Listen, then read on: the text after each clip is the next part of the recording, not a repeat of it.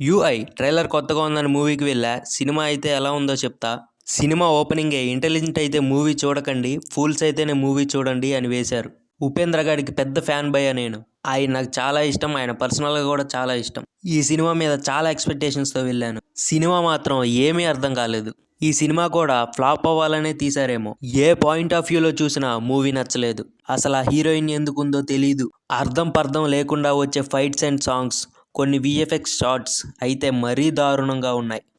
వీడికేం తెలుసు బొంగు, నేను మూవీ థియేటర్లోనే చూస్తాను అంటే మీ ఇష్టం. ఒక సాహసం అనే చెప్తా నేనైతే. ప్రతిసారి ఏదో కొత్తగా చూపించాలనుకుంటారు, అందులో ఏమీ ఉండదు. ఫ్యూచర్లో పాలిటిక్స్ ఇలా ఉంటాయి, ఫ్యూచర్లో సొసైటీ ఇలా మారుతుంది అని చూపించారు. ఫ్యామిలీతో చూడొచ్చా అంటే అస్సలు చూడలేం.